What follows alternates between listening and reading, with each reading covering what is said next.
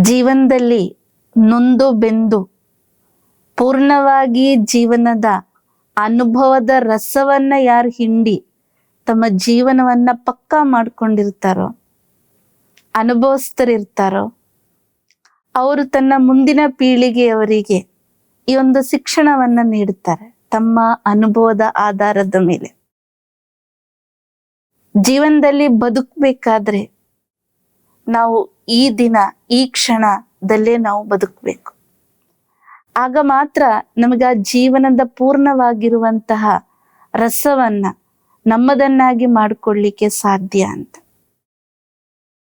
ಆದರೆ ನಾವು ನಮ್ಮೊಳಗಡೆನೆ ಈ ಒಂದು ಪ್ರಶ್ನೆಯನ್ನ ಕೇಳಿದಾಗ ನಿಜವಾಗಿಯೂ ನಾವು ನಮ್ಮ ಈ ಒಂದು ಜೀವನದಲ್ಲಿ ಪೂರ್ಣ ರೂಪವಾಗಿ ನಾವು ಬದುಕ್ತಾ ಇದ್ದೀವ? ಜೀವನದ ಪ್ರತಿಯೊಂದು ಕ್ಷಣವನ್ನ ನಾವು ಅನುಭವಿಸ್ತಾ ಇದ್ದೀವ? ಪ್ರತಿಯೊಂದು ನಿಮಿಷವನ್ನ ನಾವು ಸಫಲ ಮಾಡ್ತಾ ಇದ್ದೀವ? ಯಾವುದೇ ನಿಮಿಷ ನಮ್ಮಿಂದ ಬಿಟ್ಟೋಗ್ತಾ ಇಲ್ವಾ ಅಥವಾ ಕೈ ಜಾರಿ ಹೋಗ್ತಾ ಇಲ್ವಾ ಅಂತ ಒಂದು ಪ್ರಶ್ನೆ ನಮ್ಮೊಳಗಡೆ ಕೇಳಿದಾಗ ನಮ್ಮ ಮುಂದೆ ದೊಡ್ಡ ಒಂದು ಪ್ರಶ್ನೆ ಚಿಹ್ನೆ ಬರುತ್ತೆ. ಏಕೆಂದ್ರೆ ಈ ಒಂದು ಪ್ರಶ್ನೆ ಒಳಗಡೆ ಈ ಒಂದು ಯಾವ್ದೊಂದು ಕ್ವಶನ್ ಇದೆ, ಅದರೊಳಗಡೆ ಇನ್ನೊಂದು ಕ್ವಶನ್ ಅಡಕವಾಗಿರುತ್ತೆ. ನಿಜವಾಗಿಯೂ ನಾನು ಸಂತುಷ್ಟನಾಗಿದ್ದೀನ? ನಮ್ಮ ಜೀವನದಲ್ಲಿ ಪ್ರತಿಯೊಬ್ಬರು ಕೇಳಿದಾಗ ನಮಗೆ ಏನು ಉತ್ತರ ಬರ್ಬೋದು? ಅಲ್ಲೂ ಒಂದು ಕ್ವಶನ್ ಮಾರ್ಕ್. ಪ್ರತಿಯೊಬ್ಬರೂ ಕೂಡ ಇವತ್ತೇ ಬದುಕಬೇಕು, ಇವತ್ತೇ ನಮ್ಮ ಜೀವನವನ್ನ ಮಾಡಬೇಕು ಅಂತ ನಾವು ಬಯಸ್ತೀವಿ. ಆದ್ರೆ ನಮ್ಮಲ್ಲಿ ಉತ್ತರ ಸಿಕ್ಕೋದೇನು? ಕೆಲವೊಮ್ಮೆ ನಾವು ಪಾಸ್ಟ್ ಅಲ್ಲೇ ಬದುಕ್ತಾ ಇರ್ತೀವಿ. ಕೆಲವೊಬ್ರು ನಾಳೆಯ ಸ್ವಪ್ನದಲ್ಲೇ ಮುಳುಗಿರ್ತಾರೆ, ಕನಸು ಕಾಣ್ತಾ ಇರ್ತಾರೆ.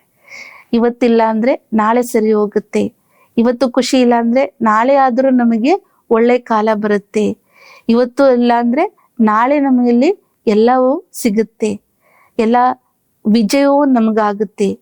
ಆ ಒಂದು ಕನಸು ಕಾಣುತ್ತಾ ಬದುಕ್ತಾ ಇರ್ತಾರೆ. ಆದ್ರೆ ನಾವು ಯಾವಾಗ್ಲೂ ಕೂಡ ಸತ್ಯ ಏನಿದೆ, ರಿಯಾಲಿಟಿ ಏನಿದೆ, ಅದರಿಂದ ಯಾವಾಗ್ಲೂ ಕೂಡ ದೂರನೇ ಇರ್ತೀವಿ.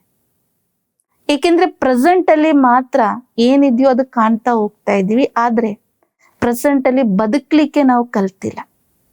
ಪ್ರೆಸೆಂಟ್ ಅಲ್ಲಿ ಇದ್ದುಕೊಂಡು, ವರ್ತಮಾನದಲ್ಲಿ ಇದ್ದುಕೊಂಡು ನಾವು ಪಾಸ್ಟ್ ಬಗ್ಗೆ ಯೋಚನೆ ಮಾಡ್ತಾ ಇರ್ತೀವಿ. ಏನೆಲ್ಲ ನಷ್ಟ ಆಗಿದೆ ಅದ್ರ ಬಗ್ಗೆ ಯೋಚನೆ ಮಾಡ್ತಾ ಇರ್ತೀವಿ. ಅದ್ರ ಯೋಚನೆಯಲ್ಲಿ ಇವತ್ತು ನಾವು ಬದುಕ್ತಾ ಇರ್ತೀವಿ. ಇಲ್ಲ ಅಂದ್ರೆ ನಾವು ಯಾವತ್ತೂ ಕೂಡ ಪ್ರೆಡಿಕ್ಷನ್ ಮಾಡಕ್ಕೆ ಆಗಲ್ಲ ಅಂತ ಒಂದು ನಾಳೆಯ ಬಗ್ಗೆ ನಾವು ಕನಸು ಕಾಣ್ತಾ ಇರ್ತೀವಿ. ಆದ್ರೆ ಇವತ್ತು ನಮ್ಮ ಕೈಯಲ್ಲಿ ಏನಿದೆ ಅದು ವರ್ತಮಾನ, ಅದು ಪ್ರೆಸೆಂಟ್. ಈ ಕ್ಷಣ ಕಳೆದು ಹೋದ್ರೆ ಅದು ಕಳೆದು ಹೋಗಿ ಪಾಸ್ಟ್ ಆಗುತ್ತೆ. ನಾವು ಇವತ್ತು ಎಂಬುದು 24 hours ಅಂತ ತಿಳ್ಕೊಂಡಿರ್ತೀವಿ. ಆದ್ರೆ ಇವತ್ತು ಎಂಬುದು ಈಗ ಮಾತ್ರ ನಮ್ಮ ಕೈಯಲ್ಲಿರುವಂಥದ್ದು. ಪ್ರತಿಯೊಂದು ನಿಮಿಷನೂ ಕೂಡ ಕಳೀತಾ ಹೋಗುತ್ತೆ, ಅದು ಪಾಸ್ಟ್ ಆಗ್ತಾ ಹೋಗುತ್ತೆ. ಏನ್ ಪಾಸ್ಟ್ ಆಗುತ್ತೋ ಅದು ಫ್ಯೂಚರ್ ಅಲ್ಲಿ ನಮ್ಮ ಮುಂದೆನೆ ಬಂದು ನಿಲ್ಲುತ್ತೆ.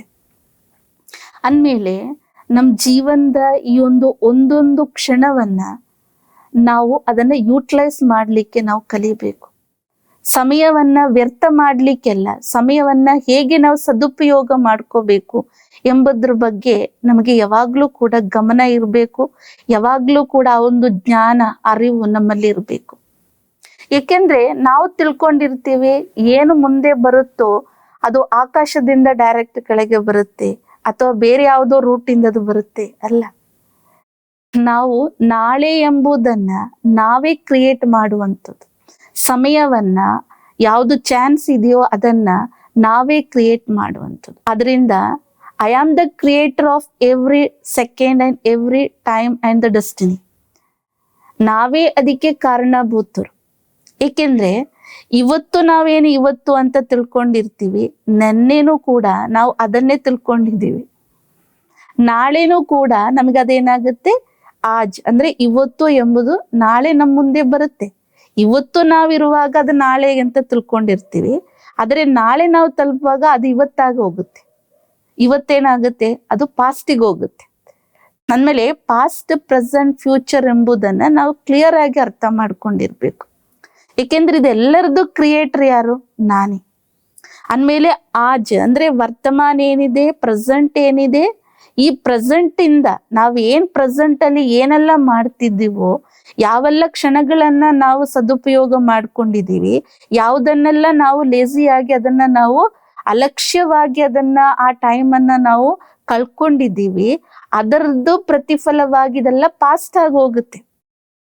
ಪಾಸ್ಟ್ ಮತ್ತೆ ಏನಾಗುತ್ತೆ, ಎಲ್ಲವೂ ಕೂಡ ಕ್ಯಾಲ್ಕುಲೇಟ್ ಮಾಡಿ ಅದು ನಮ್ಮ ಮುಂದೆ ಬಂದು ನಿಂತು ಫ್ಯೂಚರ್ ಆಗಿ ಬರುತ್ತೆ. ಅಂದ್ರೆ ಅದು ಫ್ಯೂಚರ್ ಆಗಿ ನಮ್ಮ ಮುಂದೆ ಬಂದಾಗ ಆ ಒಂದು ಸಮಯದಲ್ಲಿ ನಮಗೆ ರಿಯಲೈಸೇಷನ್ ಬರುತ್ತೆ, ನಾವು ನೆನ್ನೆ ಅಂದ್ರೆ ಯಾವುದು ಪಾಸ್ಟ್ ಇತ್ತು, ಪಾಸ್ಟ್ ಸೆಕೆಂಡ್ ಇತ್ತು, ಪಾಸ್ಟ್ ನಮಗೆ ಚಾನ್ಸ್ಗಳಿತ್ತು, ಆ ಒಂದು ಟೈಮಲ್ಲಿ ನಾನು ಯಾವುದಕ್ಕೆ ಗಮನ ಕೊಡಬೇಕು, ಯಾವ ಸಮಯವನ್ನ ನಾವು ವ್ಯರ್ಥ ಮಾಡದೆ ಸಮರ್ಥವಾಗಿ ಅದನ್ನ ಸದುಪಯೋಗ ಮಾಡ್ಕೋಬೇಕು, ಅಂತ ನಿಮಿಷದಲ್ಲಿ ನಾನು ಯಾವುದನ್ನು ಯೋಚನೆ ಮಾಡದೆ ಎಲ್ಲವನ್ನು ಕಾಲ ಕಳೆದೆ ಸುಮ್ಮನೆ ನಾಳೆಗೆ ನಾಳೆಗೆ ನಾಳೆಗೆ ಅಂತ ದೂಡ್ತಾ ಇದ್ವಿ. ಯಾವುದೇ ವಿಚಾರ ಆಗಿರ್ಲಿ, ಅದು ಕೆಲಸದ ವಿಚಾರನೇ ಆಗಿರ್ಲಿ, ಅಥವಾ ಓದಿನ ವಿಚಾರಣೆ, ಎಜುಕೇಶನ್ ವಿಚಾರಣೆ ಆಗಿರ್ಲಿ, ಒಂದು ಮನೆ ಕಟ್ಟುವ ವಿಚಾರಣೆ ಆಗಿರ್ಲಿ, ಏನೇ ವಿಚಾರ ಆಗಿರ್ಲಿ, ಅಥವಾ ಮನೆಯೊಳಗಡೆನೆ ಅಥವಾ ಒಂದು ಕ್ಲೀನಿಂಗ್ ವಿಚಾರಣೆ ಆಗಿರ್ಲಿ, ನಾವು ಪ್ರತಿಯೊಂದು ವಿಚಾರವನ್ನ, ಪ್ರತಿಯೊಂದು ಕಾರ್ಯವನ್ನ ಯಾವ ಸಮಯದಲ್ಲಿ ಯಾವಾಗ ಬೇಕೋ ಹಾಗೆ ಮಾಡದೆ ನಾವು ಆ ಟೈಮಲ್ಲಿ ದೂಡ್ತಾ ಹೋಗ್ತೀವಿ. ಇವತ್ತು ನನಗೆ ಸುಖ ಇಲ್ಲದಿದ್ರೂ ಪರವಾಗಿಲ್ಲ, ನಾಳೆ ಸರಿ ಹೋಗುತ್ತೆ, ನಾಳೆ ನನಗೆ ಎಲ್ಲಾ ಸುಖ ಬಂದು ಸೇರುತ್ತೆ, ನಾವ್ ಎಲ್ಲದ್ರಲ್ಲೂ ನಾಳೆಗೆ ನೋಡೋಣ ಅಂತ ಇದ್ದಾಗ, ನಾಳೆ ಏನಿದೆಯೋ ಅದು ಇವತ್ತು ನಾನು ಏನ್ ಮಾಡಿದ್ನೋ ಅದರದ್ದೇ ನಾಳೆ ಮುಂದೆ ನಮ್ಗೆ ಬರುವಂಥದ್ದು ಎಂಬುದು ನಮಗೆ ಗೊತ್ತೇ ಇರಲ್ಲ. ಕೆಲವಾರು ಬಾರಿ ನಾವು ಭಗವಂತನಿಗೆ ದೂರ ಆಗ್ತೀವಿ. ನಿನ್ನಿಂದ ಇದಾಗಿದ್ದು, ನಿನ್ನಿಂದ ಆಗಿದ್ದು, ಇದ್ಯಾಕೆ ನೀನ್ ಹಿಂಗ್ ಮಾಡಿದೆ ಅಂತ ನಾವು ಅವ್ರ ಮೇಲೆ ದೂರ ಆಗ್ತೀವಿ. ಆದ್ರೆ ಮಾಡಿರೋ ಕರ್ಮ ಯಾರ್ದು? ನಮ್ದೆ. ಅದರಿಂದ ಯಾವಾಗ್ಲೂ ಕೂಡ ಯೋಚನೆ ಮಾಡಿ, ನಾಳೆ ಎಂಬುದು ನಂದೇ ಕ್ರಿಯೇಷನ್ ಅಂತ. ನಾನು ಏನ್ ಬಯಸ್ತೀನೋ ಅದು ನಾನು ಇವತ್ತು ಅನುಭವ ಮಾಡಿದ್ರೇನೆ ನಾಳೆ ನಮಗೆ ನನ್ನ ಮುಂದೆ ಸಿಗುವಂಥದ್ದು. ಉದಾಹರಣವಾಗಿ ಹೇಳ್ತೀನಿ, ಪ್ರಕೃತಿಯಲ್ಲಿ ಮನುಷ್ಯನ ಏನೇ ಪ್ರಶ್ನೆಗಳು, ಸಮಸ್ಯೆಗಳಿದೆ, ಅದಕ್ಕೆಲ್ಲವೂ ಕೂಡ ಪ್ರಕೃತಿ ನಮಗೆ ಉತ್ತರ ಕೊಡುತ್ತೆ. ಉದಾಹರಣವಾಗಿ ನಾನು ಹೇಳ್ತೀನಿ, ಹೇಗೆ ಗುಲಾಬಿ ಹೂ ಎಲ್ಲರಿಗೂ ಕೂಡ ಇಷ್ಟನೇ, ಅದರದ್ದು ಬಣ್ಣ ಆಗ್ಲಿ, ಅದರದ್ದು ಆ ಒಂದು ಸೌಂದರ್ಯವಾಗ್ಲಿ, ಅದರದ್ದು ಸುಗಂಧ ಆಗ್ಲಿ ಪ್ರತಿಯೊಬ್ಬರಿಗೂ ಇಷ್ಟನೇ.